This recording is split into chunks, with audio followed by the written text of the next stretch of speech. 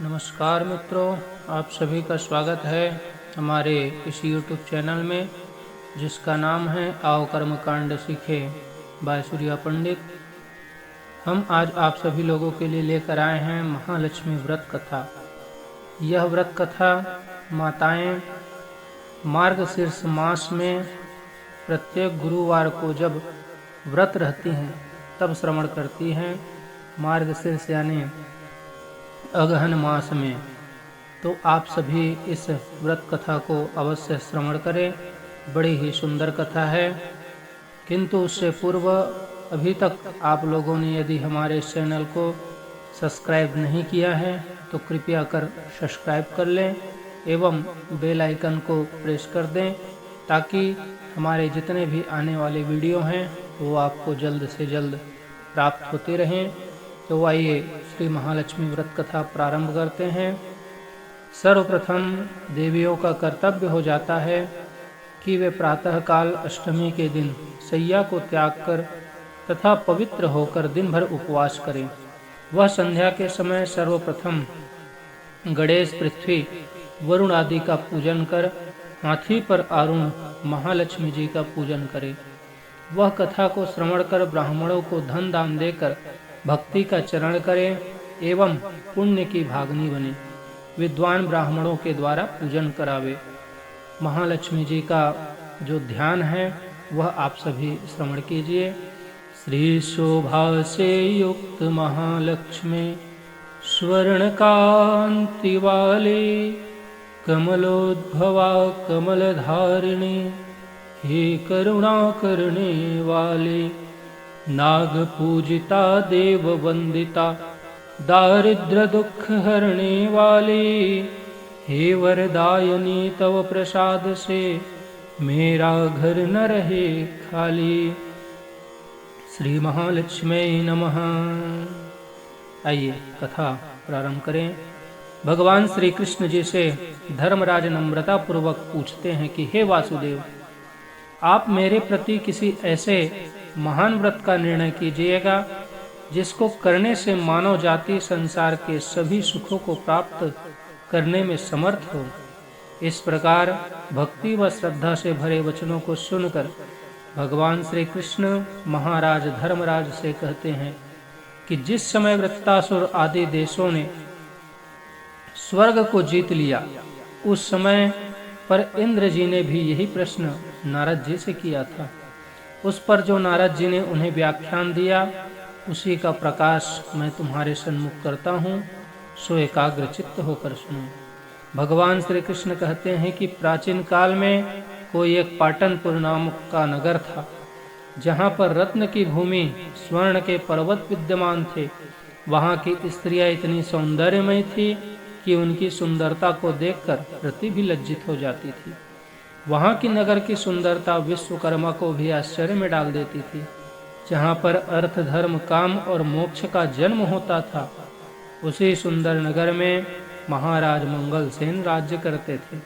उसके चिल्ल देवी व चोल देवी नाम की दो रानियां थीं, जिनमें चोल देवी नाम की रानी अति दुष्टा थी। एक दिवस राजा मंगलसेन अपनी छोटी रानी चिल्ल देवी के सहित अपने राजमहल की छत पर से एक सुंदर स्थल देखते हैं एवं रानी से कहते हैं कि हे प्राण वल्लभा, मैं उस स्थान में एक ऐसा सुंदर उद्यान को जन्म दूंगा जिसमें कि मैं ऐसे वृक्षों का रोपण करूंगा जिसमें कि तुम्हें क्रीड़ा करने से रति के समान सुख प्राप्त होगा।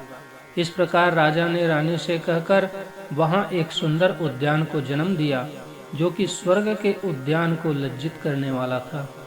एक दिन भाग्यावशात उस बाग में बाराह प्रवेश करता है जो कि इतना विशाल था कि उसके शरीर से आकाश स्पर्श कर रहे थे। उसका स्वर इतना कठोर था कि मानव का हृदय विदीर्ण हो जाता। इस तरह के भयंकर वाराह को जब रक्षक देखते हैं तो मारे भय के राजा के सन्मुख जाकर सब वृत्तांत सुना देते हैं।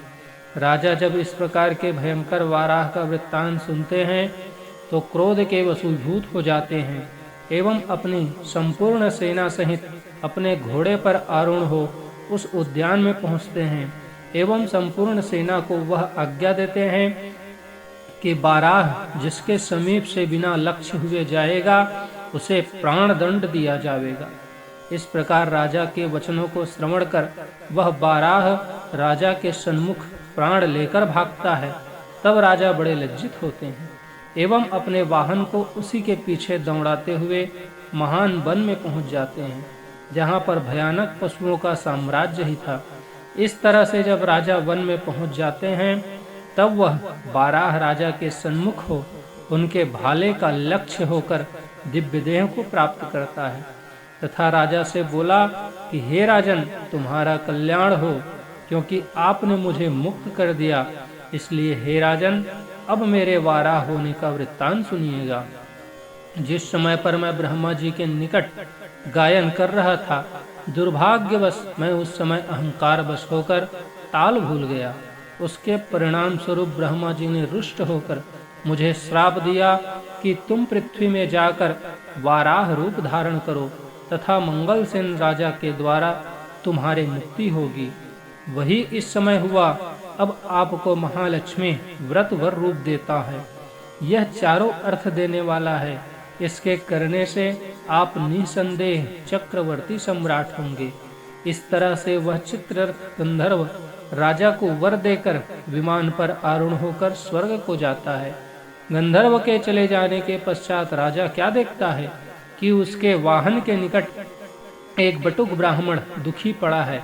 राजा उसे कहते हैं कि हे नवीन अपरिचित, तुम देव हो या दानव, मुझसे सत्य सत्य कहो।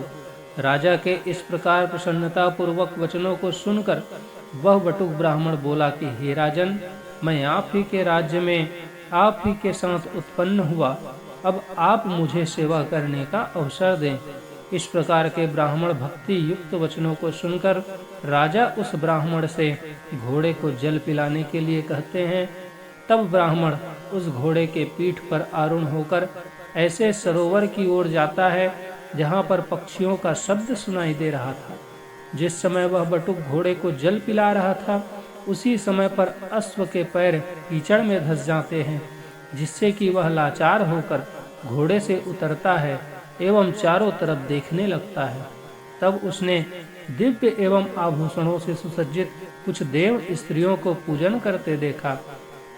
तब वह उन देवियों से पूछता है कि हे देवियों, आप लोग क्या कर रहे हैं? इस पूजन की विधि व फल कहने की हमारे प्रति कृपा करो। इस प्रकार बटुक के वचनों को सुनकर देव स्त्रियां कहती हैं, यह व्रत संपत्तियों को देने वाली महालक्ष्मी का व्रत है। यह व्रत कुमार की अष्टमी को होता है। प्रातःकाल उठकर 16 बार मुंह को धोए एवं 16 ग्रंथि का डोरा तैयार कर फूल अक्षत व धूप दीप से इसकी पूजा करनी चाहिए एवं वह डोरा लक्ष्मी जी को अर्पण कर अपने दाहिने हाथ में ग्रहण करना चाहिए एवं ब्राह्मणों को धन दान देकर संतुष्ट करना चाहिए। इस तरह से देवियों ने संपूर्ण वृत्तांत बटुक को कह सुनाया और कहा कि हे विप्र, यह व्रत अपने राजा से भी करवाओ तो वह भी हर प्रकार की संपत्तियों से युक्त होगा, इसमें कोई संदेह नहीं है।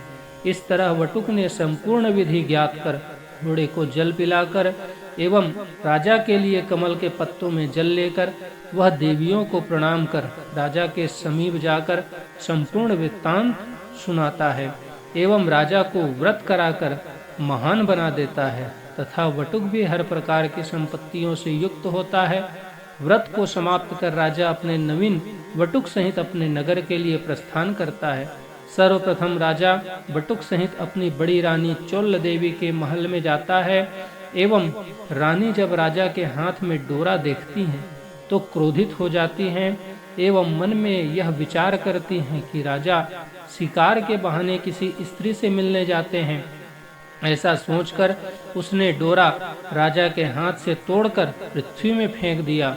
उसी समय वहां पर चिल्ल देवी उपस्थित होती हैं, जो कि डोरे को उठाकर बटुक से व्रत की संपूर्ण विधि मालूम कर लेती है। जब पूजन का दिन आता है और राजा अपने हाथ में डोरा नहीं देखते हैं, तब चिल्ल रानी के यहाँ पर गीत का शब्द सुनते हैं तो राजा बटुक से डोरे के विषय में पूछते हैं। तब वह बटुक सारा वृत्तांत सुनाता है। जिससे कि राजा चोल रानी के ऊपर रुष्ट हो जाते हैं एवं चिल्ल रानी के यहाँ पर महालक्ष्मी का पूजन करते हैं। इसके पश्चात महालक्ष्मी जी वृद्धा का रूप धारण कर चोल रानी के पास आ जाती है। तब उनका चोल रानी अनादर करती है तो वे उसके परिणाम स्वरूप उसे श्राप देती हैं कि जा, तेरा मुख बाराही के समान हो जाएगा और तू अंगिरा ऋषि के आश्रम में चली जा। इस प्रकार श्राप देकर लक्ष्मी जी चिल्ल रानी के घर जाती है और कहती है, चिल्ल देवी, तुम्हारे पूजन से हम प्रसन्न हैं, वर मांगो। तब चिल्ल देवी कहती है कि देह देवी, जो इस व्रत को करे उसके गृह में आप सदा वास करिए तथा जो इस कथा को श्रवण करे वह पढ़े उसकी इच्छाएं पूर्ण करो, बस यही मेरी प्रार्थना है। इस तरह से भक्ति युक्त वचनों को सुन लक्ष्मी जी वरदान देकर अंतर ध्यान हो जाती है। इसके पश्चात वह चोल रानी चिल्ल देवी के द्वारपालों द्वारा अपमानित की जाती है एवं अंगिरा ऋषि के आश्रम में जाकर महालक्ष्मी का व्रत करती है, जिसके कारण पुनः स्वरूप व दिव्य देह प्राप्त करती हैं। एक दिवस राजा के प्रसन्न होने से ऋषि के आश्रम से अपने पति के साथ महलों में प्रवेश करती हैं एवं राजा की दोनों रानी सुख से जीवन व्यतीत करती हैं। राजा मंगल सेन भी चक्रवर्ती होते हैं तथा नूतन बटुक मंत्री का पद ग्रहण करता है। महाराज मंगल सेन इस लोक में सुख भोग कर अंत में श्रवण नक्षत्र होते हैं। इसलिए भगवान श्री कृष्ण जी धर्मराज व नारद जी इंद्र से कहते हैं कि जो भी इस व्रत को करेगा वह अवश्य ही इस लोक में सुख भोग कर अंत में मोक्ष को प्राप्त करेगा, इसमें कोई संशय नहीं है। बोले श्री महालक्ष्मी मैया की जय।